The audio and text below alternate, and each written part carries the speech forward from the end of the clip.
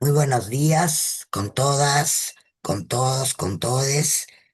Un placer tenerles hoy martes 23 de septiembre de 2025 en una nueva sesión de coyuntura que organizamos desde DESCO todos los martes.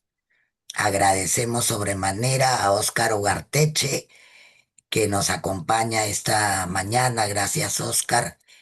Y Buenos que días. sabemos él está en México y tiene una hora menos además, entonces es doble agradecimiento por el esfuerzo.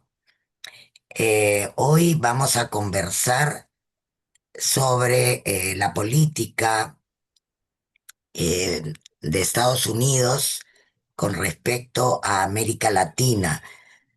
Yo le había pedido a Oscar que conversemos qué estaba pasando con Trump y Venezuela. Y él me dice, no es solo Venezuela, ¿no? No es solo Estados Unidos y Venezuela, es toda la América Latina. Entonces, de ahí es que convinimos en el título de la sesión, porque lo que habíamos estado viendo era pues ataques militares, sanciones, presión migratoria, ¿no? Sobre Venezuela, y Maduro había respondido con denuncias de agresión, pidiendo diálogo. Entonces, nosotros nos preguntábamos qué está buscando Estados Unidos, ¿no? Convertir ya abiertamente en una pieza geopolítica a América Latina. ¿Qué consecuencias, qué desafíos tiene para la política exterior peruana también esta situación? Eran algunos temas que le planteábamos a Oscar. Muchísimas gracias, Oscar, nuevamente por aceptar estar esta mañana con nosotros. Oscar Ugarteche actualmente trabaja en el Instituto de Investigaciones Económicas de la Universidad Nacional Autónoma de México. Él es economista, escritor, profesor, investigador y activista LGBT peruano, ¿no? Creo que todos conocemos la amplia trayectoria de Oscar. Él es licenciado en finanzas por la Universidad de Fordham en Nueva York. Tiene una maestría en finanzas internacionales en el London Business School y un doctorado en historia y filosofía por la Universidad de Bergen de Noruega. Y es también doctor honoris causa por la Universidad San Agustín de Arequipa. Tiene, como decía, una trayectoria de investigación muy amplia y actualmente está trabajando temas de historia del pensamiento económico peruano y la geopolítica de los cambios de la matriz energética, además de coordinar el Observatorio Económico de América Latina. Te dejo entonces, Oscar, en el uso de la palabra por unos 30 a 40 minutos. Adelante. Perfecto. Gracias, Molvina, y buenos días con todos. Quiero encuadrar el tema de la de Estados Unidos en el marco mayor de la competencia entre grandes potencias. Desde hace ya 8 años, Estados Unidos declaró a China una amenaza a su liderazgo mundial. El año 17, que el informe de seguridad nacional de la Casa Blanca declara que China es una amenaza a su seguridad nacional porque es el único país que tiene la economía, la tecnología, el ejército, em,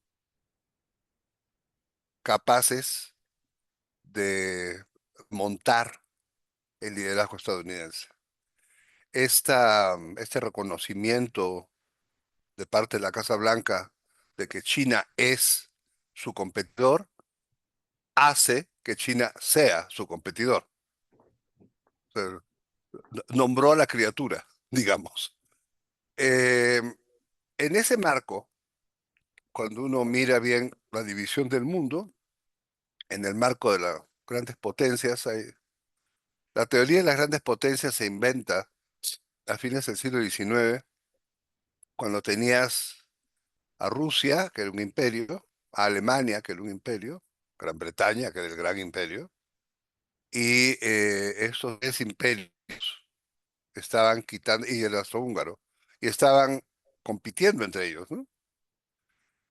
Y en esa competencia es que reflexiona el autor, reflexiona y dice, no pueden haber, en el mundo, no pueden haber más que dos grandes potencias, no pueden haber ni tres, ni cuatro, ni cinco, son dos. Y además en el mundo hegemónico, uno predomina de los dos. Y esto lo escribió en 1890, creo que fue. Y claro, cuando Alemania quiere quitarle a Inglaterra el bastón del país líder mundial, así le fue, ¿no? Así le fue. Ahí. Pero lo que también es verdad es que el mundo entero tuvo que tirarse contra Alemania para que Alemania no ganara la guerra. O sea, no, digamos que tampoco le fue tan mal. Si lo miras desde ese punto, o sea, los alemanes sí tenían la capacidad militar, económica, tecnológica, sí, para liderar, pero los británicos dijeron ni de vainas, de ninguna manera, y controlaron la situación. Ahora, junto con la teoría de las grandes potencias, está la teoría de las esferas de influencia, que es un poco anterior, y que, bueno, cuando tú lo relaboras, las esferas de influencia con las grandes potencias, la gran potencia tiene su esfera de influencia, y la esfera de influencia puede ser económica, política, militar, tecnológica, tal, ¿no? Y lo que hemos visto nosotros con el resurgimiento, porque además el tema de geopolítica es un tema que había muerto, murió con la Segunda Guerra Mundial, cuando quedó clarísimo cuál era la división del mundo, cómo se dividió el mundo. O sea, el mundo, como dijo George Kennan en un telegrama a Estados Unidos el año 47, un telegrama del funcionario del Departamento de Estado a el Departamento de Estado, el mundo se ha partido en dos. Entonces dejemos que este lado, el lado soviético, se quede en paz, nosotros no nos metemos con ellos no se meten con nosotros, y ahí vamos a dejar que ellos solitos implosionen, porque ellos se van a comer a sí mismos y se cumplió. Y por eso Estados Unidos no se metió cuando los tanques en Hungría ni en Polonia. Las esferas de influencia son muy particulares. América Latina está partida en dos. América Latina está partida entre los países de la cuenca del Caribe, donde están ahora un montón de buques americanos enfrente de la costa de Venezuela, que como ustedes saben, es una costa que continúa por un lado con el Esequibo, donde está Guyana y está el petróleo, y por el otro lado con Colombia, donde está Petro, a quien Estados Unidos quisiera reemplazar mañana temprano. Entonces, tienes una flota frente a Venezuela, sí, pero tienes una flota frente a Venezuela, Guyana y Colombia. ¿Y qué cosa tiene la flota que tiene los cañones mirando al continente sudamericano atrás? Cuba. Ese es el Gran Caribe en breve. Y Sudamérica, y eso es control militar del Gran Caribe. Sudamérica está en la esfera de influencia económica de China y que son los que han invertido en puertos, aeropuertos, carreteras, trenes, son los grandes inversionistas. La minería peruana tiene un auge por la presencia china. Volcan acaba de dar un vuelco por la compra, me parece que absoluta de parte de capitales chinos, de lo que quedaba de Volcan, de capital peruano. Entonces, hay una presencia china fuertísima en Sudamérica que se nota en las inversiones directas en energía y petróleo, en energía tanto fósil, en el caso de Vaca Muerta en Argentina, como en el caso de las eléctricas en Chile, Perú y Brasil. Que capitales chinos compraron las empresas de generación y distribución eléctrica. Pero también ellos son los que lideran el cambio tecnológico energético. Entonces, ¿cuál es la principal exportación de Estados Unidos? Petróleo. ¿A quién le vende Estados Unidos el petróleo? Al mundo, pero comenzando por América Latina, su principal cliente es México. Y claro, China también, ¿no? Pero bueno, pero es México y Sudamérica, toda Sudamérica. Bolivia le compra petróleo a Estados Unidos. Entonces, digamos, si uno lo mira desde ese ángulo, un país que tiene un déficit externo de 6,1% del Producto Bruto es una grosería ese déficit externo. Tienen que aumentar las exportaciones, ¿no? Así. Bueno, ¿cómo aumentas las exportaciones? Frenas los cambios energéticos. ¿Y qué otra cosa frenas? Frenas la presencia del que está sustituyendo la energía limpia, ¿no? Y ahí están, y ahí están. Tienen a México agarrado el cogote. México está agarrado el cogote por varios lados, pero en energético es uno.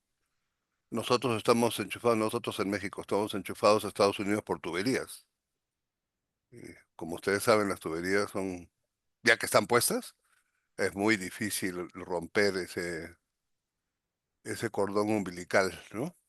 Entonces, tenemos la esfera de influencia económica China en Sudamérica, la esfera de influencia militar en la cuenca del Caribe directamente, pero toda América Latina es parte de la esfera de influencia militar estadounidense. Y luego tenemos la esfera de influencia tecnológica china en América del Sur, que no puede, no entra a México ni a Centroamérica. Y ahí están, y parece que sí ha entrado a Cuba. Cuba tiene un acuerdo con China para, por un lado, explotación de petróleo, que parece ser que el petróleo cubano ya lo encontraron, ahí está, y para poner energías renovables, paneles solares. Entonces, ese es el escenario de las competencias tecnológicas, económicas y militares, y militar, y las grandes potencias. En ese marco, además, tenemos el problema estadounidense. Estados Unidos, como todas las grandes potencias cuando están en declive, se ponen agresivos. Kennedy, Paul Kennedy, en su auge y caída de las grandes potencias, tiene un análisis bastante preciso de cómo cuando las potencias comienzan a decaer, se comienzan a poner progresivamente más agresivos como una especie de rearmación, ¿no? Es como la gente que a los 70 años comienza a salir con jovencitas de 20, ¿no? ¿Así? Como yo me reafirmo, yo estoy acá, yo puedo, yo tengo el poder. Yo sí, pues no es cierto que yo no pueda, yo puedo.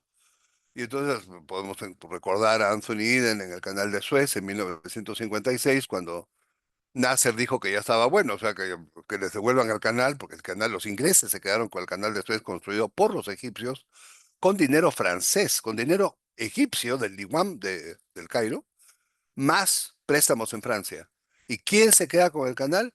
Gran Bretaña. Stevenson, que ha sido secretario de Hacienda, fue a mirar el canal, lo miró y le dijo al Diwan, su canal está muy bien, su recolección de, ¿cómo se llama? Peajes está muy bien, y nosotros nos vamos a quedar aquí. Y el Diwan le dijo, ¿pero por qué? Y le dijo, porque nosotros le vamos a dar la seguridad y como la mafia, nosotros le vamos a dar la seguridad, así es que usted no se preocupe. Y el Diwan protestó y el otro le dijo, bueno, si usted quiere ver cómo es, váyase a Alejandría y podrá ver la flota inglesa frente a la costa de Alejandría, como está ahora frente a la costa de Venezuela, y se quedaron con el canal de Panamá, con el canal de Suez. En 1956, 80 años después, 84 años después, llega Nasser y dice, oye, espérate, ese canal es mi canal, así es que me lo devuelven. y ya Gran Bretaña había perdido la Segunda Guerra Mundial, porque ellos ganan la guerra y pierden, porque quedan quebrados. No tienen los recursos, lo que le está pasando a Estados Unidos ahora, no tienen los recursos para mantener el ejército. Entonces habían retirado el ejército británico del Egipto, como lo habían retirado de la India y de todas partes, y ya retirado el ejército, Nasser toma, y entonces Anthony Eden manda aviones a bombardear el Cairo. La reacción de Eisenhower fue llamar por teléfono a la reina y decirle, señora, por favor, dígale a su primer ministro que la corte, ¿no? Que deje los ataques, que no es para tanto. Y así es como terminó la presencia británica en el Canal de Suez en 1956, que fuera su última gran bandera de imperio colonial, ¿no? Eso es la caída británica. La caída española, con la reina Isabel en 1863, decide que España tiene que modernizarse y lo que ella había visto como modernización eran los trenes ingleses. Entonces hace una matriz de España y le dice a su ministro, le dice, ahora vamos a conseguir los préstamos en Inglaterra y vamos a poner una matriz de ferrocarriles en toda España. Y entonces el tipo le dijo, pero ¿con qué lo vamos a pagar, señora? Se lo vamos a cobrar a los países que se independizaron. Y esas son las guerras, la del Perú, la del 2 de mayo, ¿se acuerdan ustedes? Esa es la de México.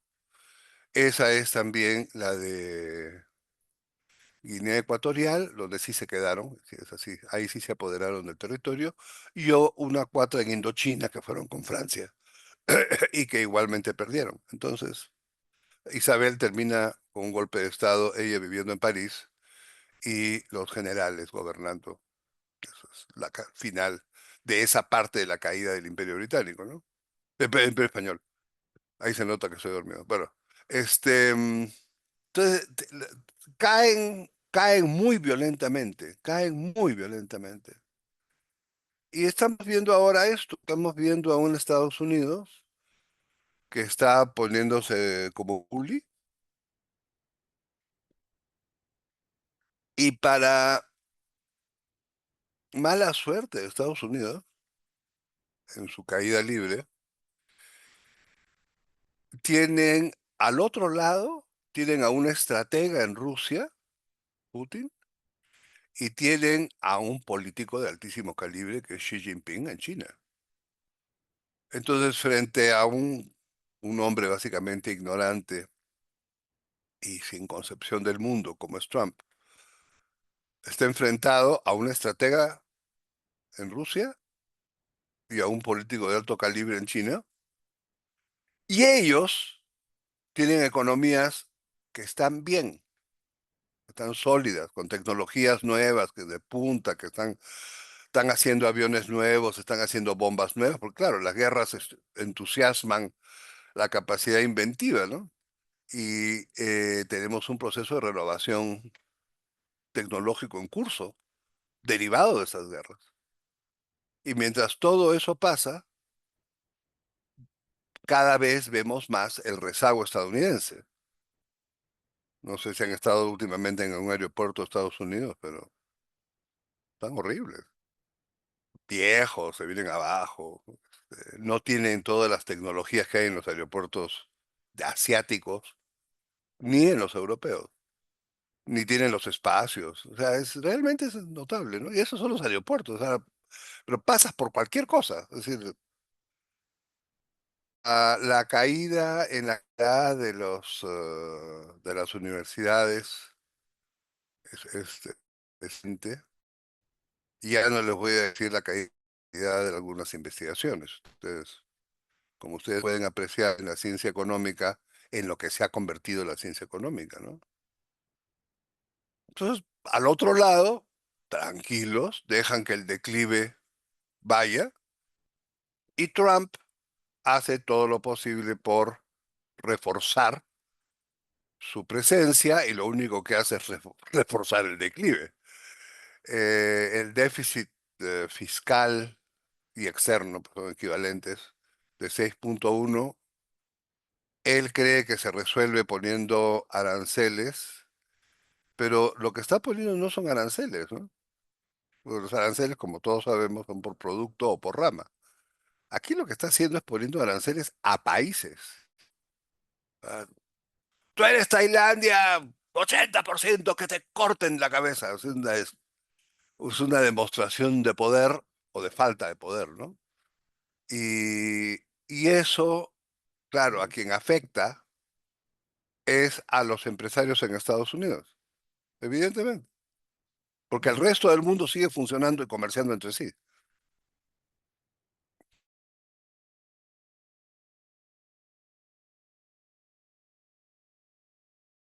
Entonces, había perdido posiciones, está perdiendo más posiciones.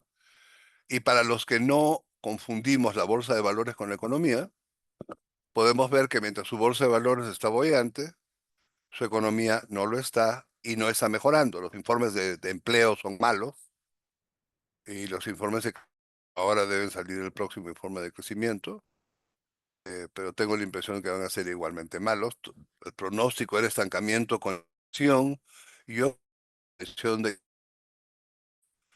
es de lo que están haciendo es exportándole al mundo una deflación como hicieron en los años 30. De la misma manera, poniendo aranceles altos, poniendo aranceles de 150%.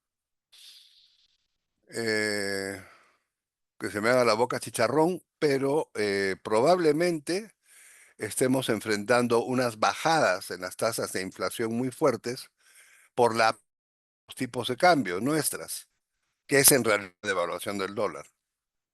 ¿El dólar para qué se devalúa? Para exportar más, para que su déficit externo se cierre y vender más petróleo, ¿no? Son las dos cosas, o sea, devaluarse para poder vender más bienes industriales y vender más petróleo. Para vender más petróleo, más sanciones económicas, cerrados petroleros. La India, no puede ser que la India le compre a Rusia, que me compre a mí, pero que no le compre a Rusia. Pero ¿crees que ustedes vean que cómo es posible que el petróleo se lo compran a Rusia? El otro, cuando me lo pueden comprar a mí, es la inversa. Entonces, ahí estamos, ese es el cuadro general. En marco general de grandes potencias y esferas de influencia, hay un instrumento, hay los instrumentos convencionales de política exterior, que es cómo influyes sobre tu país socio, ¿no? Cómo haces llegar tu presencia al otro lado.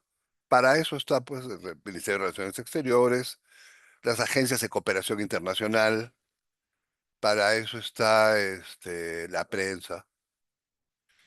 Y, y Estados Unidos tenía en particular construido desde los años 40 todo un sistema de anticomunismo con La Voz de América y prensa propia. Todo eso ha sido cerrado.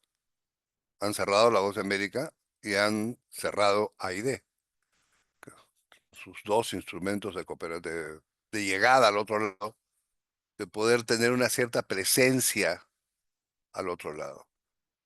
Cuando Estados Unidos cambió su, su política exterior de seguridad y desarrollo en la década del 50 y en la década del 70, después de todos los golpes de Estado que ellos habían avalado, permitido, patrocinado en Chile, en Argentina, en Uruguay, en Brasil. Cuando ya todo eso había pasado, Carter habló de cambiar a una política de derechos humanos, democracia y derechos humanos. Entonces, el eje del Departamento de Estado pasó de seguridad y desarrollo a democracia y derechos humanos. Y de ahí sale el dinero para los organismos que trabajan derechos humanos, el apoyo a las Cortes de Derechos Humanos, eh, el impulso a la Corte Interamericana de Derechos Humanos. Pero ahora estamos de regreso. Hemos vuelto a seguridad y desarrollo, donde lo que importa es que la seguridad Yo te doy a ti la seguridad porque yo soy papá. Yo soy, tu seguridad es mi seguridad. Entonces yo garantizo que Argentina no tendrá una presencia china y además si tengo que garantizarla, le pongo el buque enfrente, le pongo los aviones. América Latina está llena de bases militares estadounidenses. En el Perú hay varias, hay dos o tres, y hay esta presencia militar, era una presencia que pasaba piola, pasaba por ahí, se ha ido haciendo sentir progresivamente más, porque es una presencia militar asociada a la lucha contra el narcotráfico. País más, país menos, tienen alguna forma de acuerdo militar para luchar contra el narcotráfico. Y esto para México es un tema fundamental porque en México tienes una parte del territorio que está siendo cuestionada por el control de de los narcos, ¿no? Así llamados aquí los chicos malos. En los pueblos le llaman los chicos malos. Y tienes la frontera entre México y Estados Unidos como casi como una zona de guerra, con el ejército americano ahora apostado del otro lado, listos para cruzar el puentecito y hacer lo que tienen que hacer de este lado del territorio. Y Shane Baum le ha dicho que de ninguna manera, o sea, cooperamos sí, colaboramos también, pero ustedes no ponen un pie de este lado. Ya hubo el Plan México hace unos años, hay que recordar, y también hay que recordar los 300.000 muertos de la lucha contra las drogas del gobierno de Calderón. Después tenemos México, el plan Colombia, ahí, ahí sigue la cosa, como ustedes saben, como pueden apreciar. Y luego tenemos la aparición de narcos en Brasil, en Argentina, en Chile, en Paraguay. Paraguay se ha convertido en un refugio de narcos y de delincuentes varios. Agarraron a la mano derecha de la mano derecha de López Obrador, que era el secretario de Seguridad Pública del estado de Tabasco. Él, el estado de Tabasco es el estado de donde sale López Obrador. Y este hombre, que es el tercero en línea, digamos, en esa cadena, era el responsable del cartel de Juárez Nueva Generación del estado de Tabasco y están viendo si es de todo el país. En todo caso, ese se escondió en Paraguay. Y Paraguay, o sea, México con ayuda de la CIA lo encontró y lo devolvieron a México para enjuiciarlo. Y así, o sea, hay presencias de narcos ahora generalizada, pero en Ecuador es el caso más extremo, ¿no? Y con el pretexto de los narcos, el tema militar lo han subido. Si uno no supiera que hay una competencia con China, si uno no supiera que están cuestionándose las esferas de influencia, diría, bueno, esto es un tema de narcos. No, esto no es un tema de narcos, es un tema de territorios, de control espacial. Y el control espacial es espacial, o sea, hoy es Venezuela, mañana es... Hoy, en realidad, todo esto comenzó en Panamá. ¿Ustedes se acuerdan cuando a Noriega lo sacan con una invasión? Lo sacan con una invasión y nunca nos contaron cuántos miles de muertos hubo. ¿Se acuerdan? Quemaron Chorrillos, que era un barrio viejo. Lo quemaron. Bombardearon, se incendió. Y ahí tienen que haber habido miles de muertos. Bueno, invadieron con paracaídas, en invasión, invasión. Invadieron y sacaron a su hombre, pues Noriega era hombre de Washington.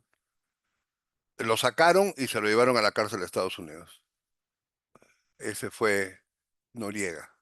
Y con eso sentaron el precedente de que ellos pueden sacar jefes de Estado de esa forma en este hemisferio. Es un pésimo precedente. Dado ese precedente, cuando Marco Rubio va a Panamá inmediatamente después de ganar las elecciones de Trump, y le dice a Mulino, presidente de Panamá, dice, oiga, a mí no me gusta que los chinos tengan sus puertos. Mulino le dice, sí, señor, no los van a tener. Me estoy arriesgando a una próxima invasión. Porque si eres así de salvaje, eres así de salvaje, ¿no? Y, y obligaron a que la empresa china vendiera los puertos. Bueno, la empresa china vendió los puertos y ahí están. BlackRock está por comprar los puertos y está en el trámite del cambio de propiedad. Esa,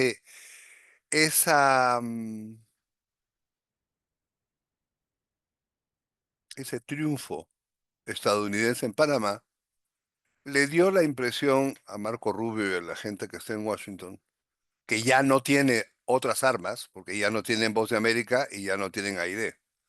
Entonces, ¿qué tienen? Tienen DEA y tienen ejército. Es lo que tienen para hacer política exterior. Entonces, bueno, vamos aquí a hacer una cosa más. O sea, ya lo hicimos en Panamá, ahora vamos a hacer de esto un molde. El próximo que no nos guste, lo sacamos igualito. Igualito. Ahora, dicho eso, hablemos de Cuba. A mí me llama enormemente la atención que teniendo una flota, no estamos hablando de 3 barcos, una flota en el Caribe, frente a Venezuela, y que navegar de la costa de Venezuela a la costa de Cuba es que 24 horas, no sé cuántas horas, pero pocas horas. Y en barcos de guerra rápidos, menos horas. Nadie esté hablando de Cuba. Y yo creo que ese es un escenario. O sea, ¿qué pasa si está todo el mundo mirando el pajarito? Porque están todo el mundo dice, no, que Nicolás Maduro, y los tipos en realidad lo que tienen es, invadimos ahora Cuba, que tiene poca electricidad, tiene no, 6 horas al día de electricidad, con suerte, y que la gente está muy descontenta, ya casi no hay jóvenes, y nos echamos Cuba, pues, ¿no? Ya, de una vez, nos sacamos el clavo. Además, Marco Rubio es cubano y ha estado en el movimiento contra Cuba hace mucho tiempo. Lo otro que tampoco nadie menciona y que también me llama enormemente la atención es que el cuñado de Marco Rubio, el cuñado, está en la cárcel 25 años por narcotráfico. ¿Narcotráfico? ¿En qué red de narcotráfico? Esa es la mafia estadounidense, que es el otro lado de la mafia mexicana del narcotráfico, de la que tampoco nadie habla, porque se supone que los narcos mexicanos controlan a Estados Unidos, cosa que yo dificulto, yo no creo. Pero es lo que dicen, ¿no? La narrativa es esa. Pero seguramente al otro lado de la frontera, o sea, del lado de Estados Unidos, hay una mafia lo suficientemente grande e importante como para dialogar con el cartel de Juárez y con el de Sinaloa. Y este cuñado se dijo una vez y Rubio en una conferencia de prensa dijo, sí, ese es un tema para nosotros privado de la familia.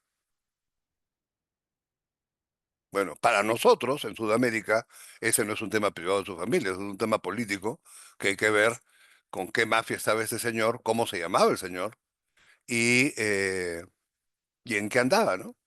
Que ha terminado 25 años en la cárcel. Entonces, digamos, eso es para mayores, eso es para mayores. Entonces, el proceso de militarización es un proceso que con el pretexto del narcotráfico ha ido creciendo y que ahora lo están usando contra Venezuela. Con lo cual, si Venezuela comercia o no comercia drogas, no tiene mayor importancia. Lo que importa es la narrativa. La narrativa es comercia drogas, yo hundo lanchas rápidas y cada vez que hundo una lancha rápida, mato narcos. Algún analista estadounidense dijo el otro día, ¿y por qué hunden lanchas rápidas si tienen una flota en el Caribe? ¿Por qué nomás no detienen a la lancha rápida, interrogan a los que están en la lancha rápida, rebuscan la lancha rápida y sacan la droga? Que eso es lo que se hace en estos casos. Ese es el procedimiento. ¿Cuál es el mensaje entonces? El mensaje es, nosotros no estamos aquí por las drogas, nosotros estamos aquí por una demostración de poder. Miren, miren lo que puede pasar acá. Hasta ahora se han hundido barquitos, ¿no? Chiquitos. Hacen botecitos en realidad. Que tenían 4 personas, 6 personas, bueno, y eso es una demo. Estoy haciendo para que vean mis músculos. Sí, yo hundo botecitos. No le pregunto nada a nadie, no saco un medio kilo de cocaína de ninguna parte, y hago una campaña de prensa de que aparecieron bolsas de cocaína flotando en el mar. Well, that's fine. Pues a esas alturas de la información falsa que sale desde el gobierno estadounidense, todo es posible. Pero lo más importante es la demostración de poder frente a todos. En esta demostración de poder, la más reciente es la de anoche, cuando el secretario del Tesoro de Estados Unidos dijo, nosotros haremos todo para salvar a Argentina. ¿Para salvar a Argentina de qué? ¿De qué van a salvar a Argentina? De los chinos. Eso. Entonces, le van a dar a Argentina aparentemente toda clase de condiciones, de facilidades para que pueda enfrentar los pagos que no puede enfrentar, pues no tiene los recursos. Y China ya dijo que no renueva los swaps con el Banco Central. Entonces, los argentinos que han vivido de los swaps de del Banco Central de China los últimos no sé cuántos años, a cambio del alineamiento con Estados Unidos, ahora tiene el apoyo financiero de Estados Unidos, país que no le podría dar apoyo financiero ni a mi vecina, porque no tienen los recursos. Entonces, pero bueno, pero lo van a hacer, lo van a hacer. Esa es una demostración de poder para asegurarse que Argentina se quede alineado con Washington. Y yo creo que la derrota de mi ley electoral, y ojalá que termine de perder las elecciones y que Kicillof las gane y ya se acabe esta pesadilla, pero esta derrota electoral para Washington le ha tenido sabor a chicharrón, ¿no? Eh, Ese es el cuadro. Entonces, los barcos están ahí no contra Venezuela, los bancos están ahí contra nosotros. Ahora, y para terminar, para que se sientan animados, hay 3 puntos álgidos para la parte militar estadounidense: el Canal de Panamá, las Islas Galápagos y Chancay. Bueno, jóvenes, estoy abierto a preguntas, dudas, murmuraciones. Gracias. Muchísimas gracias, Oscar, por el panorama presentado excelente. Nos pones en la geopolítica de América Latina y el Caribe, ¿no? Y creo que hay que darle seguimiento a este tema que estás hablando del Caribe, además de los Mm, otros, ¿no? Pero a veces creo que no le ponemos mucha atención al Caribe, ¿no? Miramos mm. más hacia el sur. Entonces ahora, compañeras, compañeros, está abierto el micrófono para quienes quieran hacer comentarios, preguntas, pueden levantar la mano, avisarme por el chat. Yolanda, adelante. Sí, muchísimas gracias, Oscar. Bueno, extraordinaria exposición. Si uno se queda como con un gran desaliento en este juego de tronos, de pugnas, de los imperialismos en el planeta en los últimos 2 siglos o más que has recorrido desde esa mirada histórica que además has dado a este análisis de las relaciones internacionales, ¿no? Bueno, mi pregunta es como muy concreta, ¿no? Vivimos un momento de, nos gobierna una coalición mafiosa, una presidenta que no es reconocida por nadie. ¿Cómo evalúas el rol del Perú en este escenario, en el contexto además previo a unas elecciones que no prometen nada, ¿no?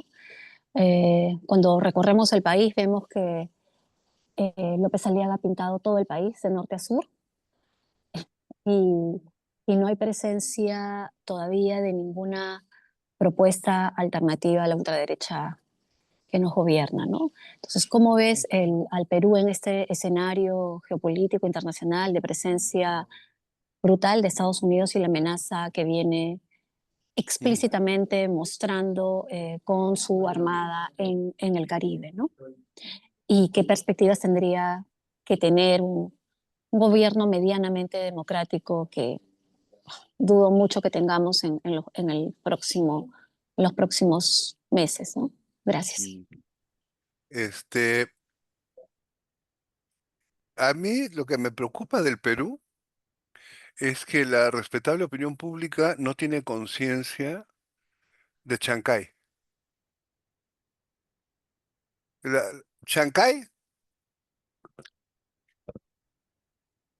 eh, el puerto de Chancay es el puerto más profundo de la costa del Pacífico, de la costa del Pacífico, toda entera. Lo que te permite tener barcos de alto calado, pero también te permite tener submarinos, ¿no? Entonces, ese es el puerto de Chancay. El puerto de Chancay está totalmente computarizado, íntegramente computarizado, incluidos los camiones, con lo que, digamos, es un puerto hermético. Y ahorra 10 días de navegación en el cruce a China. 10 días. O sea, baja costos un 25%, costo de transporte. Le quita el negocio al puerto de Los Ángeles y le quita el negocio al puerto de Manzanillo. Entonces, digamos, para Estados Unidos, el puerto de Chancay es un dolor de cabeza, porque por un lado les quitan el negocio y por otro lado es un puerto donde pueden entrar submarinos. Si pueden entrar submarinos y pueden entrar barcos de gran calado, o sea, portaaviones, los chinos pueden usarlo para hacer cualquier cosa. Y entonces hay una narrativa, y eso es una narrativa estadounidense muy antigua, en Nicaragua la usaban con los rusos, que es que nos van a atacar por ahí y luego nos van a invadir. Entonces yo me imagino que son como los chinos son como las hormigas, ¿no? Salen de los barcos como en los dibujos animados, salen de los barcos y van caminando y llegan hasta Texas y ya invadieron Texas. Porque hay la concepción territorial de Monroe de que todo es de Estados Unidos. Entonces, ¿qué demonios están haciendo los chinos con un puerto en Chancay donde pueden poner portaaviones, marinos? Porque además, nosotros vemos el puerto de Chancay y vemos es un puerto pobre, que tiene, bueno, ahora tiene la superinfraestructura, sigue siendo un puerto pobre con la superinfraestructura. Y ojalá y le termine de poner más infraestructura para poder mover lo que está dentro del puerto y traerlo a Lima, sacarlo al norte, en fin. Pero no nos imaginamos el puerto de Chancay como un puerto militar. Estados Unidos sí. Y Estados Unidos, por si las dudas, está en las Galápagos, donde tuvieron una base aérea durante la Segunda Guerra Mundial. Ellos han vuelto a comprarse el espacio de las Galápagos, donde estuvo esa base aérea, y en esa reserva natural van a poner una base aérea otra vez. Y desde esa base aérea controlan, en el plano militar, Chancay y Panamá. Ese es el papel de Galápagos. O sea, los aviones que vayan a atacar a Panamá y que vayan a proteger a Panamá y a Chancay de la presencia china salen de Galápagos. Entonces, ahí está. En ese marco es que tenemos un gobierno extrañamente, muy extrañamente, totalmente alineado con Washington. En ese mismo marco es que también muy extrañamente tenemos una sociedad civil que está totalmente alineada con Washington y que dice cosas como que no importa la Corte Interamericana de Derechos Humanos, cosa que ya Trump había dicho. Trump ya le había quitado el presupuesto a la Corte Interamericana de Derechos Humanos cuando el gobierno peruano dice, yo desconozco el fallo. Y ya. Claro, el único problema para el Perú es que al desconocer el fallo, se va a enfrentar a la OCDE, si es que quiere entrar a la OCDE, porque para eso tienes que estar en los organismos de derechos humanos y respetar los derechos humanos de los ciudadanos. Pero las posiciones, estas radicales de derecha peruanas, están alineadas.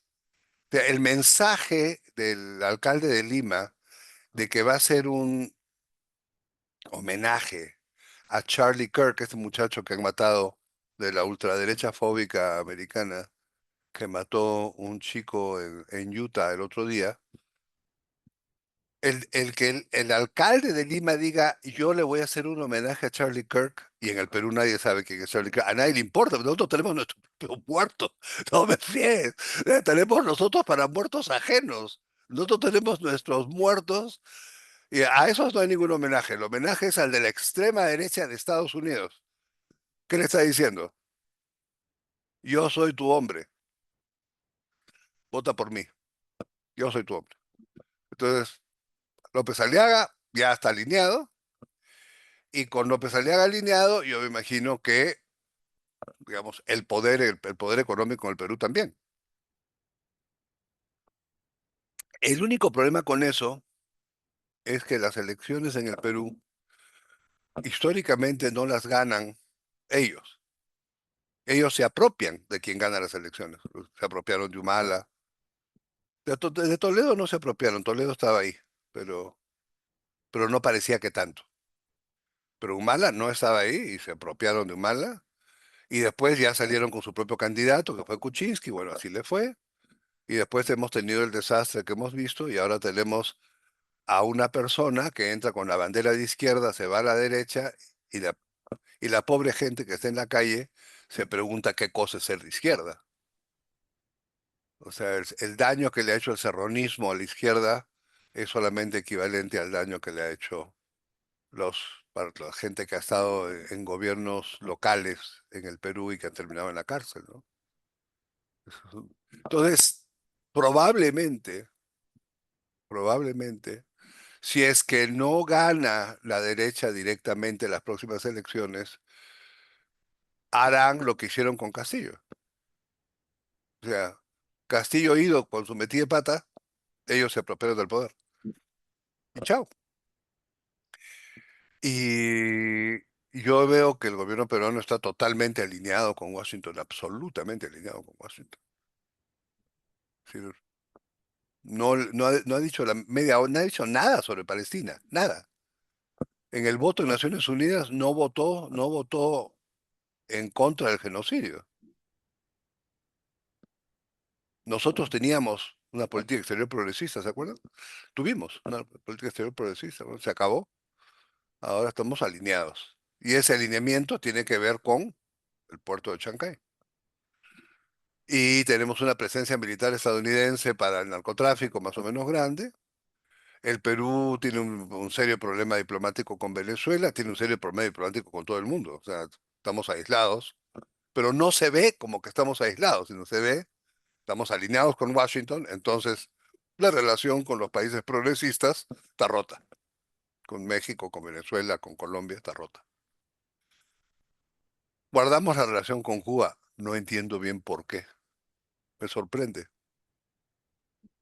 pero bueno, Ok, entonces así las gracias. cosas. Gracias, Oscar. Voy a dar la palabra a Armando Mendoza. Gracias, Molina. Gracias, Oscar. Siempre es fascinante escucharte. De las muchas cosas que has señalado y que la verdad pintan un panorama bastante deprimente, una pregunta ya para Perú respecto al futuro económico del Perú y en general de la región. Considerando toda esta disputa, ¿no? Geopolítica y geoeconómica entre Estados Unidos y China y los grandes bloques, ¿Qué opciones tú todavía ves en términos de desarrollo económico para el Perú? Ya se nos fue definitivamente el tren en todo sentido, en términos de un desarrollo industrial, y estamos condenados, gane quien gane, a ser simplemente más de lo que siempre fuimos, es decir, exportadores de materias primas y mercado para los productos que vengan de China o de otros países, y punto, y se acabó. Esa es una primera pregunta, no expresando no solamente en términos del Perú, sino también en el caso de Argentina, que la sensación que daba era que más allá de todo lo que señalaba Milei, todo el discurso no limomante de Milei, el de lidera una apuesta por industrias extractivas, ¿no? Mm. Petróleo, minería, etcétera. Entonces, ese es el destino de América Latina ahora. Y la otra es, en este escenario, ¿tú ves siquiera alguna mínima posibilidad de que Latinoamérica y Sudamérica más concretamente puedan formar una suerte de bloque, que la verdad es que nunca funcionó, pero ¿tú crees que hay alguna mínima posibilidad o nuevamente vamos a seguir cada uno por su cuenta tratando de salvarse? Gracias. El futuro del desarrollo de América Latina está en manos de los latinoamericanos. Nosotros fuimos parte de ese futuro, ¿se acuerdan? Así nos fue. Este, pero sí, o sea, hubo ideas, sí hubo actualidad económica, o sea, sí hubo iniciativas, claro que hubo. Y ahora no sé si haya, pero va a haber. O sea, si algo hay en el Perú es iniciativas. Pero lo que también hay en el Perú, y tenlo presente, nosotros somos el epicentro de la discusión entre la izquierda y la derecha del continente. Nosotros produjimos a Mariátegui, nosotros produjimos a Laya de la Torre del antiimperialismo y el APRA, y nosotros produjimos a Rómulo Ferrero del lado neoliberal, que es el primer ministro de Economía neoliberal en este hemisferio, el año 45. Nosotros produjimos la primera política de crecimiento liderada por las exportaciones el año 49, de la mano de Pedro Beltrán y Rómulo Ferrero, entre el 49 y el que duró hasta el 61. Somos el único país que tuvo una política de industrialización por sustitución de importaciones sin presencia activa del Estado, el año 61. Somos el único país que se opuso, Pedro Beltrán se opuso rotundamente a la Alianza para el Progreso en la conferencia de Punta del Este cuando Kennedy llegó para anunciar la Alianza para el Progreso. Y se opuso porque Kennedy decía que el Estado tenía que asumir ciertas responsabilidades y Pedro Beltrán dijo de ninguna manera. Beltrán había estudiado con Hayek, cuando regresó a Londres en el 36, estuvo en el 38, estuvo en el seminario de Hayek junto con David Rockefeller y en las memorias de David Rockefeller él cuenta esta anécdota, que es Pedro Beltrán quien se opone a la Alianza para el Progreso por la presencia del Estado en la economía. Ese es el Perú. Somos el epicentro de la discusión Estado-mercado. Somos el único país que ha producido dos cuerpos ideológicos, dos autores de cuerpo ideológico neoliberal puro, que son Hernando Soto, con el otro sendero, y Población y Desarrollo de Rómulo Ferrero. Y yo creo que tenemos que reconocer eso. Es decir, las cosas llegan hasta el Perú y a partir del Perú van de regreso. Eso fue lo que fue tan desconcertante del gobierno de Velasco. Sacó la discusión pero que fueron 6 años. ¿Te imaginas? En 200 años de república hay 6 años de un gobierno que va en una dirección y que tiene esa línea en una dirección. Y esos 6 años, todavía hoy, son parte del argumento por los cuales hay que votar por la derecha, dice la derecha. 6 años en 200. Mira hasta dónde somos conservadores. Mira hasta dónde somos conservadores. Es el conservadurismo peruano, casi me inclino a decir el conservadurismo arequipeño vuelto peruano, es un conservadurismo muy duro, porque es un cruce de clasismo con racismo, con religión. Y los neoliberalismos, todos tienen a la religión de la mano, de uno u otro, la religión que sea. Entiendo que Milei está afincado con alguna de las ramas judías, alguna de las ramas más conservadoras judías, pero luego, pues, otros están con los evangélicos.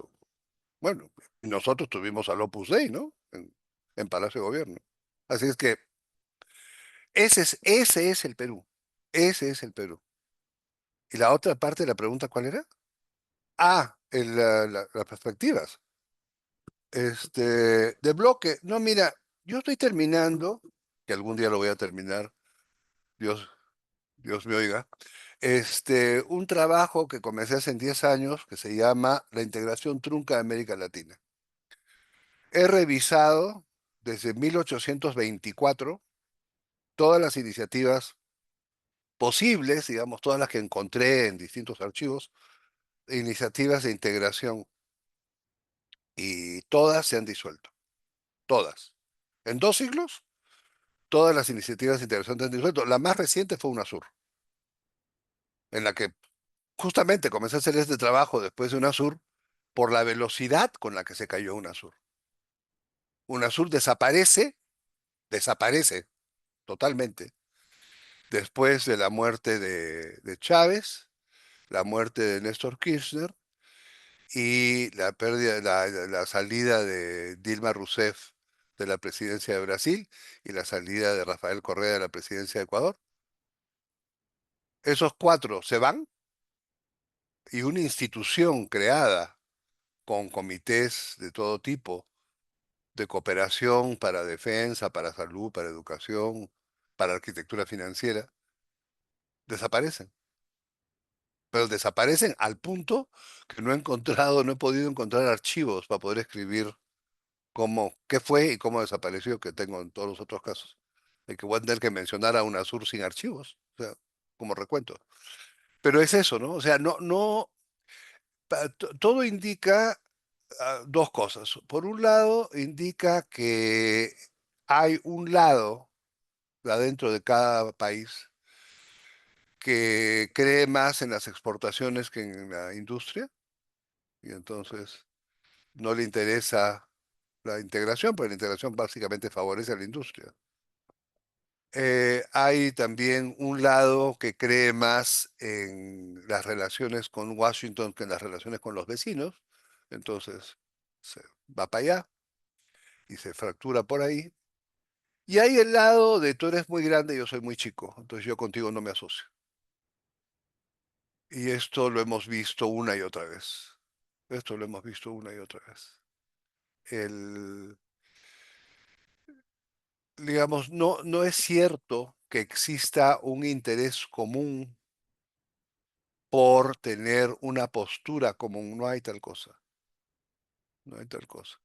Alguien me preguntó hace poco si Sheinbaum iba a liderar una reunión de jefes de Estado para enfrentarse a Washington. Y dije, no, pues la posición de México es panamericanista. Nos integramos con Washington.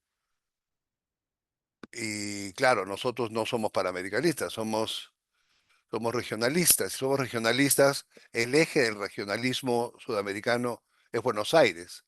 O sea, mi ley en Argentina es no solo el control sobre Argentina, sino el control sobre un discurso de política exterior regional que el peronismo ha sostenido y que fue sostenido antes por otros, por Roque Sáenz Peña, en el siglo XIX. O sea, hay una visión, es otra. La visión de integración que tiene Argentina es tan sólida como la visión de integración que tienen los panamericanistas en Washington. Entonces, la Casa Blanca y la Casa Rosada están enfrentadas. Es decir, tú capturas a la Casa Rosada, ya no hay contradiscurso. Entonces, ¿quién va a aglutinar? Y a Brasil el tema latinoamericano no le interesa. Y lo digo, y yo sé que me van a caer a palos mis amigos brasileños, pero no les interesa. A Brasil lo que le interesa es su papel en el mundo. Y ahora, si todos nos sumamos a su papel en el mundo, está bien, nos integramos con ellos. Pero yo no veo la suma, yo no veo a los países latinoamericanos habiéndose sumado a la postura de los BRICS o estando en la cola para entrar a los BRICS con Brasil. No lo veo.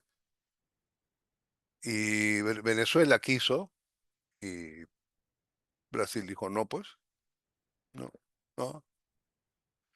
Entonces ahí estamos. Eso es.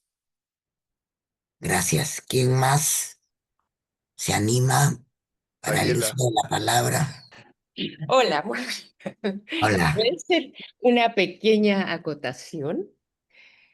todas. Bueno, gracias.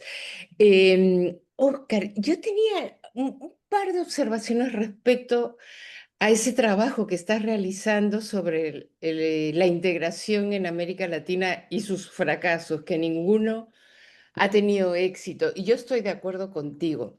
Sin embargo, yo no compararía los acuerdos de integración propiamente dichos como proyecto de mercado común tipo Mercosur, Comunidad Andina, Sistema de Integración Centroamericana y CARICOM, por ejemplo, Ujú. con proyectos como UNASUR o CELAC, donde en realidad el propósito no es económico, no se habla de aranceles, no se habla de mercado común, ni de integración monetaria, ni de nada, simplemente es un foro de coordinación política, eso es lo que fue UNASUR, con sus comités, como tú lo mencionabas, de Mm, educación, de finanzas, de lucha contra el narcotráfico, en mm, términos sudamericanos, y yo absolutamente estoy de acuerdo contigo en que fue un proyecto excelente cuando, cuando Uribe autorizó la instalación de 7 bases militares, se convocó a una cumbre extraordinaria para interrogar y poner a Uribe contra las cuerdas. ¿Qué hay? ¿Por qué 7 bases militares en Sudamérica? Y los únicos presidentes que no asistieron a esa cumbre que fue en Bariloche fueron Uribe y Alan García, esa es la verdad. Son los dos únicos. El resto, los 10 restantes, participaron. Y en términos de lo que sí son proyectos de integración económica, la comunidad andina, por ejemplo, se inicia en el marco de un proyecto de sustitución de importaciones, ¿no? mm, Pero ¿en quién se pensaba? Quizás no se daban cuenta, pero lo que estaba detrás era favorecer a las empresas transnacionales. ¿Para qué? Para que produjeran, tuvieran una economía de escala.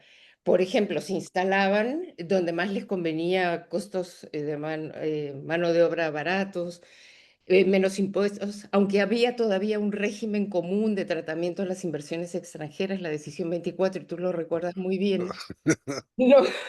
Entonces, bueno, todo eso se fue desactivando, pero el tema era que ellas se instalaban en un país y producían las chapitas en un sitio, por ejemplo, Coca-Cola o cualquiera.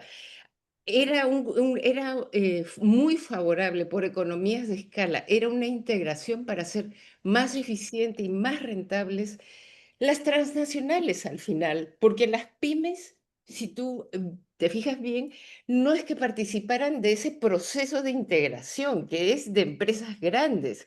La CAF, aquí en la Corporación Andina de Fomento, que hoy se volvió el Banco Latinoamericano de Desarrollo, ¿no? Donde esa tuvo mucho éxito, pero ¿a quién le prestaba? Básicamente a las grandes. Entonces era simplemente un comentario que hago eh, y tendría tantos porque la verdad es que me olvidé de decir al inicio, pero me gustó muchísimo tu presentación, as usual. Tú, Gracias. mira, tú ya has escuchado este verso el otro día en Bogotá, así es que, pero Sí, bueno, sí, gracias. Oye, no, pero a ti. alivias porque entonces ya puedo cerrar el libro y decir, bueno, la iniciativa de UNASUR no es igual, estas razones. No lo había pensado, pues, tenía la impresión de que estaba, pero no, pues tienes razón, ya estoy cantinfleando. Tienes razón, o sea, UNASUR no es un esquema económico, es estrictamente político. Y además con uso de la intención de los pueblos.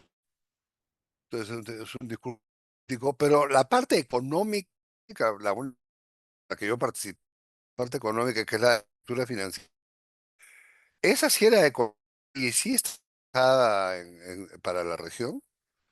La parte... Y Ah, perdón, perdón. Sí, No, sí. pero ahí lo interesante es que lo que salió de ahí ahora está en Asia.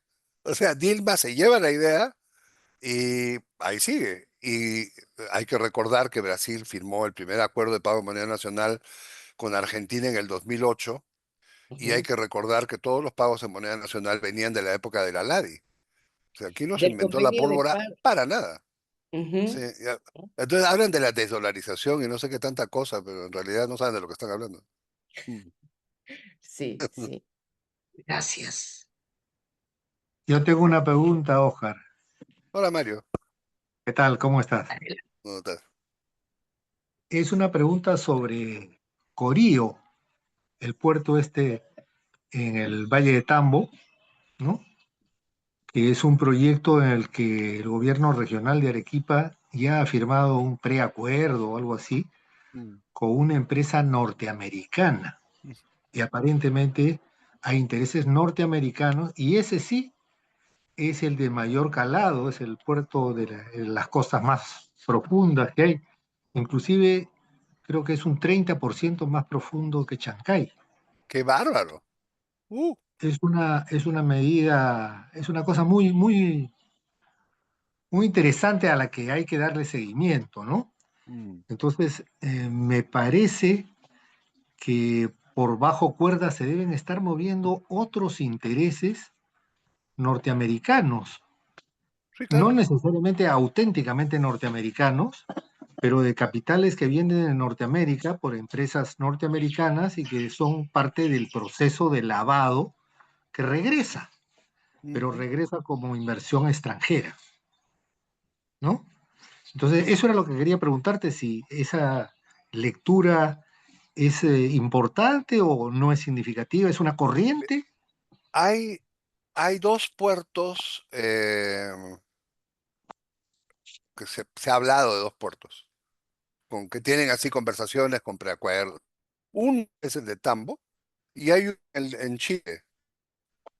Creo que se llama Puerto Ensenada, no estoy seguro. Creo que se llama Puerto. Ah, no, La Serena. La Serena se llama. La Serena. La Serena sería un puerto chino y sería un puerto para llegar a Brasil por tierra, porque de Chancay a Brasil por tierra está duro, ¿no? O sea, atravesar los Andes en Chancay está muy complicado. Entonces, sobre todo con trenes rápidos, está muy complicado y muy caro. Entonces, La Serena es uno. Y el contrapeso estadounidense a la iniciativa china de Chancay, que ya está el puerto, ya este mes entra con servicios regulares mensuales a funcionar, el contrapeso es el puerto, este puerto en Tambo. Corío. Bueno, que lo construyan, pues. Ya que lo construyan, veremos. Yo creo que ese puerto fue un fuego artificial. Creo que yo estaba en Arequipa cuando se anunció ese puerto el año pasado. Y me sorprendió mucho, bueno, no me sorprendió porque, claro, Estados Unidos no se puede quedar con los brazos cruzados y decir, ya, los chinos me ganaron el Pacífico, ¿no? O sea, piña, no, tienen que hacer algún gesto. Y el único gesto que han hecho de hacer algo es comprarse la esquinita de las Galápagos en la base aérea antigua para poner ahí su base aérea. Pero veamos qué hacen ahí en Tambo, pues yo creo que no va a pasar nada con Tambo, nada. Y con La Serena, eventualmente pueda que pase algo, pero mientras tanto, yo creo que lo que vamos a ver es la entrada en funcionamiento de Chancay, que se regularicen las rutas, que haya más de un barco al mes y que entonces la cosa comienza a normalizarse y comienza a moverse la carga que viene de Chile hacia China, pase por ahí, la carga que viene de Colombia hacia China, pase por ahí, de Ecuador, pase por ahí. Pero lo que yo no veo es la infraestructura en Chancay para al norte y al Entiendo que Mónica Bruckmann está estudiando el tema y entiendo que Mónica fue a Shanghái, pero no sé más. Hace tiempo que no la veo, pero ahí está, digamos, ¿no? Básicamente. También una cosa que me llama la atención es que en el grupo de geopolítica de Claxo no hay peruanos. ¿O estás tú, Ariela, ahí? No, yo estoy en el grupo, en otro grupo de integración, pero que deberían sumarse, pero no estoy en ese grupo. Pero Está el grupo Mónica de geopolítica Bruckmann. es importante, Sí, es claro, a mí me importante. interesa más la integración en ese marco, ¿no? Claro, claro. Sí, sí, sí. Adelante, Hola, Miki.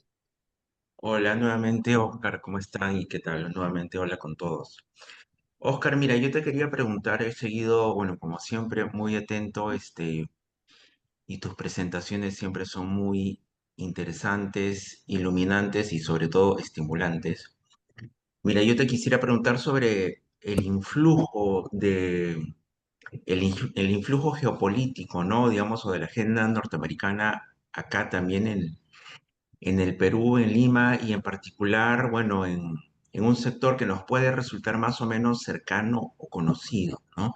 Que es el de sociedad civil, ¿no? O sea, cómo esta influencia se habría podido manifestar en este campo y si es que puede explicar de alguna manera la apatía o la falta de organización de la sociedad civil, especialmente limeña, o quienes, digamos, dicen o se les identifica como portavoces de sociedad civil, ¿no? En Lima, ¿no? Y bueno, y la aparente, digo, también falta de organización y respuesta frente a este gobierno que, como bien lo señalas, está alineado con Washington, ¿no? O sea, mira, yo recuerdo, bueno, recuerdo un dato, ¿no? O sea,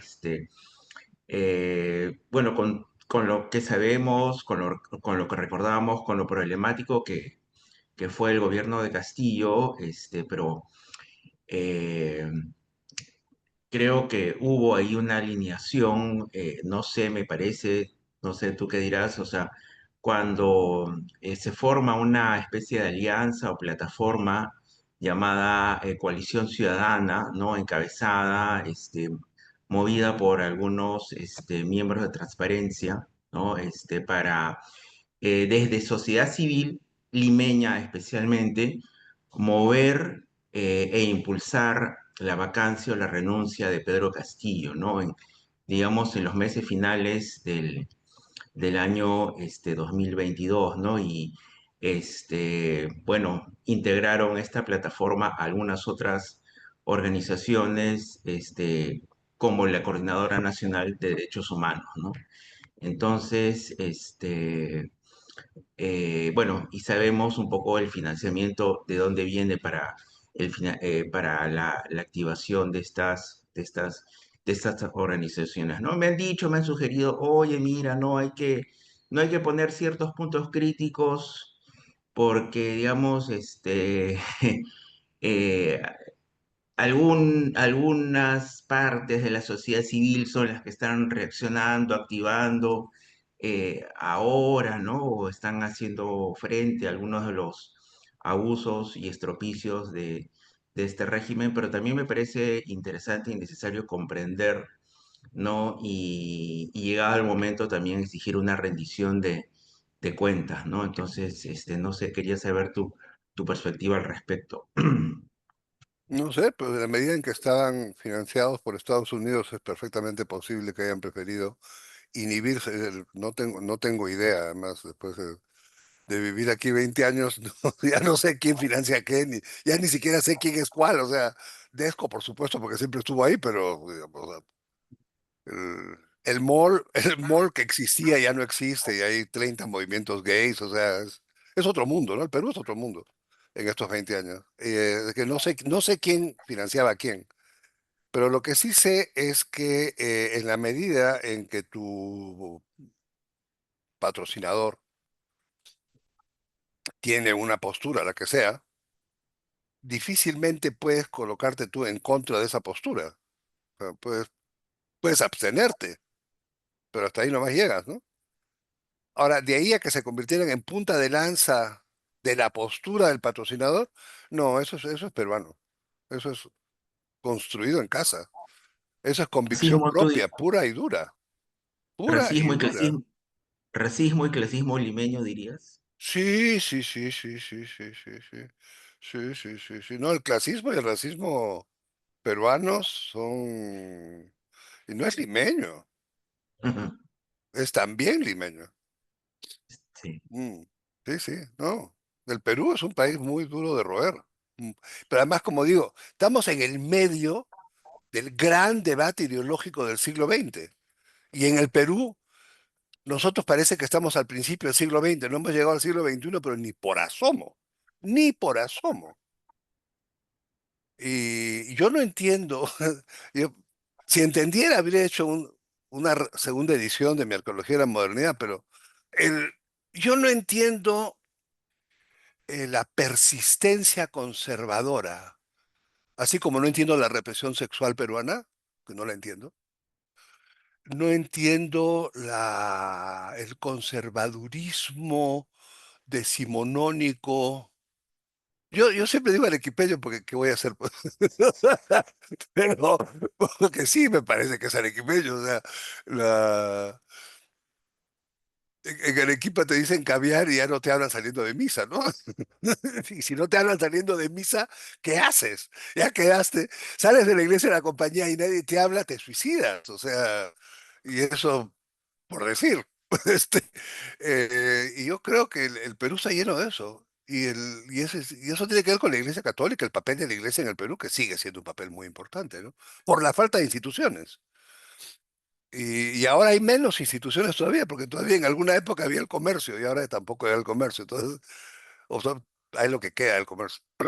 Pero cuando el comercio era lo que era, es una institución nacional y ahí tú tenías una postura, ¿no?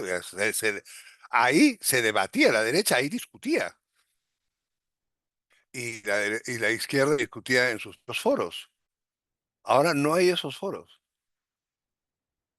Entonces, lo que hay es esta cosa, este conservadurismo, ese alineamiento, esta marcha atrás. Yo me acuerdo cuando se fundó el movimiento feminista en los setentas, cuando fundamos el movimiento gay a principios de los 80, la convicción política con que lo hicimos. Y ahora ha terminado siendo que, no sé, o sea, estamos todos más preocupados por si yo tengo dos pies izquierdos y tú tienes un pie derecho y si yo tengo más derecho que tú y que no sé qué, que son tonterías. O sea, se ha perdido el filo político de lo que fue el feminismo y el movimiento gay en su momento. Se ha perdido absolutamente. Y eso no es por financiamientos, eso es por convicción. Eso es por convicción. Sí, es muy triste. Ver el proceso de conservadurismo peruano a la distancia es muy triste. Y ver cómo los jóvenes se tienen que ir del Perú porque no tienen espacio, y por espacio quiero decir espacio mental, me parece más triste todavía.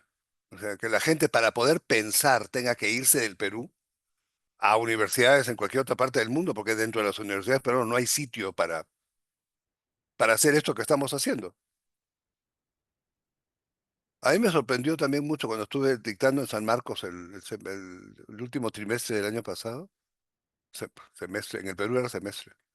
El, Me sorprendió mucho que no hubieran un montón de cursos que tuvieran que ver con lo internacional. Pero también me acuerdo cuando dar un seminario de globalización en la Católica y las carcajadas que le produjo a Waldo Mendoza. Le produjo muchas carcajadas. Eso no es economía. Es el Perú. Es el Perú. Ese es el Perú. ¿Qué les parece? Yo quería, Oscar, volviendo al tema, en que pudieras comentar un poquito más sobre, yo no sé si hay riesgos a partir de de cuestionamientos que se puedan hacer, porque Estados Unidos está actuando, o sea, no está actuando eh, teniendo en cuenta el derecho internacional, el respeto, ¿no? O sea, no hay pruebas de lo del narcotráfico que tú dices y han volado ahí y nadie está protestando más allá del propio Maduro sobre lo que está sucediendo. Entonces, cómo ves tú ese panorama? Y máxime que has dicho, ¿no? Que ya han roto con todo el apoyo y el fortalecimiento de lo que es derechos humanos, la corte y ahora todo es seguridad. ¿Pero seguridad para quién? Para ellos. Claro, sí, exacto. La falta de reacción de los países latinoamericanos no tengo mucha explicación. O sea, yo sí me imagino por qué México no se ha pronunciado. Porque México no quiere que le metan la tropa que tiene del otro lado de la frontera acá. O sea, yo me imagino, si yo fuera la presidenta de México, yo estaría aterrorizado, aterrorizado. Porque los gringos quieren hacer otro Irak en este hemisferio. Y quieren. Y lo que pasa es que están en que quiera, hay los que... ¿Ustedes se acuerdan la película esa estupenda? ¿Cómo se llamó? Doctor Strangelove, no sé cómo se llamó en castellano, una de Kubrick, que es de un físico alemán, que es el que inventa la bomba atómica, y atacan a Rusia por error, porque alguien apretó el botón, alguien dijo lo equivocado, y no tienen cómo detener el ataque a Rusia y se acaba el mundo, ¿no? Es el final de la película. Es una película muy graciosa, pero yo creo que eso está pasando. O sea, hay esta cosa militar irracional, hay la sensación de debilidad, hay la sensación de que no controlan América del Sur, porque pero además Venezuela, en términos de esto que estamos hablando, Venezuela tiene una gran presencia china en minas de oro y en petróleo, y tiene una gran presencia rusa. Hay una presencia militar rusa en Venezuela. Entonces, si se meten con Venezuela en serio, Putin, ¿qué va a decir? Ajá. O sea, aquí tengo mi propia Ucrania. Vámonos. Ahora sí. Y ¿quiere Washington jugarse eso? Pero Brasil, ustedes notan, está mudo. Mudo. Y la solidaridad de Brasil con Venezuela, que pasa es que, sí, pues la solidaridad de Brasil con Venezuela desapareció, digamos. Hay solidaridad con la gente, los venezolanos van por la frontera, caminan hacia Brasil y Brasil los recibe, pero la solidaridad política no existe y eso tiene que ver con el no reconocimiento de las elecciones últimas, ¿no? Que son unas elecciones medio tramposas, parece, ¿no? O sea, no se mostró el recuento de votos. Eh, Dicho eso, nadie quiere verse afiliado a Venezuela, que ya es un paria. Entonces, yo no voy a apoyar a Venezuela, que es un paria, porque van a pensar que yo apoyo parias, después se meten conmigo, me atacan a mí. Entonces, yo mejor no. Y como estamos tratando con un Estados Unidos que no conocemos, Estados Unidos ha desconocido todos sus acuerdos de comercio de la historia. Todos, todos, completos, íntegros. Todos los acuerdos de comercio que firmó Estados Unidos los desconoció, íntegros, completos, todos. Por primera vez en la historia, un Estado desconoce todos sus acuerdos internacionales ratificados por el Congreso de su país, y los desconoce de las manos de un presidente de la República. Es un dictador, pues, ¿no? Y eso lo que estamos enfrentando. Y estamos enfrentando a un Estados Unidos que está siendo aparentemente muy influenciado por un sector sionista muy violento, que tiene intereses energéticos en gas, que está frente a las costas de Gaza, y entonces que maten a todo el mundo, que saquen a todo el mundo, saquemos el gas y hagamos negocios, ¿no? Pero para eso tienes que sacar a 1 millón de personas, a varios millones de personas. Ese es, ese es el Estados Unidos de hoy. ¿Qué tiene eso que ver con derechos humanos? Nada. ¿Qué tiene que ver con democracia? Nada. ¿Qué tiene que ver con la creación de Naciones Unidas? Le han quitado el presupuesto a Naciones Unidas, al organismo que ellos crearon en San Francisco en el 45. Ese es el Estados Unidos con el que estamos tratando. Es decir, no es el de siempre. Esta es otra cosa. Esto es otra cosa. Es un país donde aparentemente la libertad de expresión está coartada. O sea, han retirado no sé cuántos millones de libros de libreros en las bibliotecas públicas. sobre todo por los temas LGTB, que no tengo idea por qué es que pone tan nervioso a todo el mundo, pero bueno, los pone. Y, y todos los temas que tienen que ver con racismo. ¿Se imaginan ustedes retirar libros que tienen que ver con racismo? ¡Qué bárbaro! Y es lo que ha hecho durante los últimos años, desde el primer gobierno de Trump. Han venido quitando, quitando, quitando, quitando, quitando. Y ahora ya pensar distinto te quita el programa de televisión de la televisión. O sea, han perdido las libertades, están perdiendo las libertades básicas. Y para los extranjeros, como ir a Europa en los años 30, se ha convertido en un tema espinoso. O sea, si vas sabiendo que te puede pasar cualquier cosa y vas por 30 segundos y después huyes, porque tú no sabes si te van a parar en la calle. Yo vi un video de una señora chilena que la detuvieran parada en Times Square, en la calle 46, en la esquina de la 46, ahí con Broadway, estaba con su hijita de 12 años. Se bajaron tres encapuchados, le dijeron sus papeles, la mujer se atarantó, la metieron al carro y dejaron a la niña parada en la vereda. Y el señor que estaba al costado, un señor mayor, se fue con la niña a un café que estaba ahí, llamó al consulado, le preguntó de qué país era, llamó al consulado, le dijo al alguien del consulado chileno, acaba de pasar esto con la señora que se llama así, y por favor, vean qué hacen, porque su hija está acá, la tengo a mi lado, ¿no? Y lograron a sacar a la mujer de la cárcel, y claro, se regresaron a Chile de inmediato. Ese es el Estados Unidos de ahora, eso te parece a la Alemania de los años 30, pero también se parece, recuerden ustedes que César Moro regresa al Perú en el 34, cuando Francia le pide a los extranjeros que se vayan. O sea, esto no es nuevo. O sea, cuando comienzan los movimientos de ultraderecha a funcionar, funcionan de manera coordinada. Ariel Ruiz Caro, Cohete a la Luna. Eso es duro, pero así es. Y recordemos que el Perú está en esa liga, en la liga de los gobiernos de extrema derecha, que funcionan de manera coordinada. Entonces, hay que tener cuidado con Estados Unidos, pero hay que tener cuidado con quienes se está coordinando. O sea, yo creo que ya en el Perú no queda espacio para decir nada que no sea así, ¿no? Además a nadie le importa, creo yo. Es mi impresión. Fue mi impresión en los 3 meses en Lima. Es que el franquismo, el fascismo peruano había ganado el sentido común. Porque esto es un tema de sentido común, ¿no? ¿Cómo conquistas el sentido común?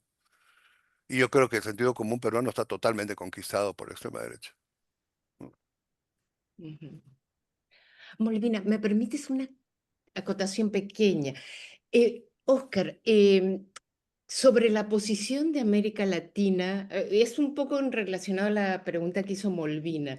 Em, ¿Cuál ha sido la posición de América Latina frente a este estacionamiento de buques de guerra de la Armada, ¿no?, de Estados Unidos frente a las costas de Venezuela? Entonces, la CELAC hizo un pronunciamiento.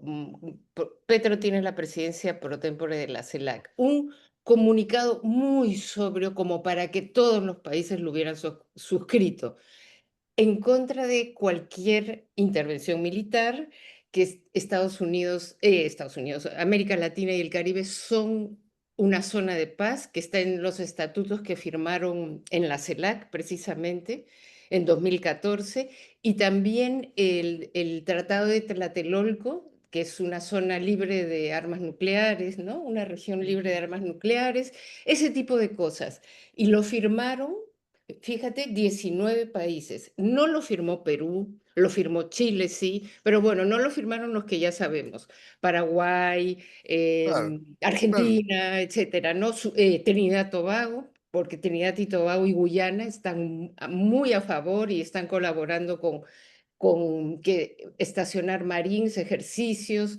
Han ido 10 aviones F-35 a Puerto Rico. Bueno, entonces ya, esa es una. Y Lula, hubo una cumbre virtual de los BRICS la semana pasada, donde estuvo Putin, estuvo Xi Jinping, etcétera, de los 10 miembros que ahora son los BRICS. Y allí Lula dijo que deberíamos aprovechar la próxima Asamblea General de las Naciones Unidas que se está realizando ahora para denunciar que Estados Unidos está armando la zona del Caribe. No mencionó la palabra Venezuela, pero sí mencionó esa presencia, ¿no?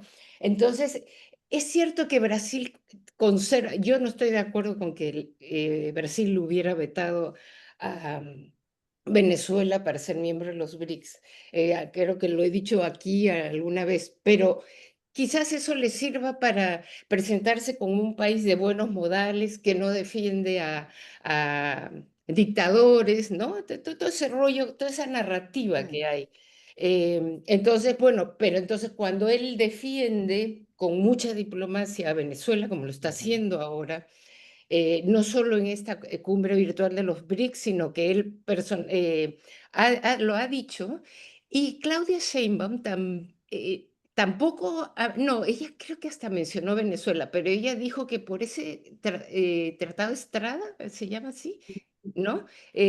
Por constitución, más allá de que ella esté o no esté de acuerdo, la Constitución no le permite apoyar la posición de Estados Unidos en México y tiene que oponerse, independientemente de lo que piensa ella. Entonces le tiró el bardo a la Constitución. Es eso. Bueno, eso simplemente quería agregar. Me gustaría hacerle un pequeño comentario a Oscar. Sí. Mira, en relación a lo que has señalado, Oscar, sobre el alineamiento de la ultraderecha del Perú con Estados Unidos, un dato que no debes olvidar mencionar es que el alcalde de Lima está haciéndole un homenaje a Charlie Kirk. Claro, Ya claro. dijo. Y No, sí lo dije. No, pero al sí lo dije. hacerlo, Claro. al hacerlo, está diciendo, pues, que él es el hombre que Estados Unidos necesita y que ha llenado todo el país de celeste y con sus letreros desde hace meses, desde hace meses. Lima es lo último de campaña, la campaña de Lima la está haciendo a partir de las redes, pero el resto del país lo ha llenado de carteles en todas las ciudades, en todos los pueblos, en todos los caminos. Está haciendo una inversión significativa. Y el asunto del tren, bueno, se le salió del carril, pues, ¿no? Eso era lo que quería añadir. Ah, y una cosa totalmente anecdótica. Tú has hablado que te sabe a chicharrón. La frase completa es que te sabe a chicharrón de cebo, que es importante decirlo. ¿Sabes por qué? Porque un youtuber de esos que ahora organizan parte del mundo ha hecho que el Perú aparezca como el campeón mundial del desayuno con chicharrón. Y el Con pan con chicharrón. chicharrón ahora es el boom Sí, en el es país. que chicharrón cebo, ¿no? Está Chicharrón de bien. cebo. Está Que bien. sabe a chicharrón All de De right. cebo, cebo no a de chicharrón. culebra, de cebo de culebra, creo que. Cebo de culebra, sí. Claro, sí, sí, sí. Sí. Está muy bueno el dato. Cierto, cierto, sí. Frisura ha hecho un escudo del Perú con un pan con chicharrón abajo en lugar de la cornucopia. Sí, sí, sí. Claro. Yep. Bueno, Bueno, yo muchísimas me, gracias, Oscar, por estar esta mañana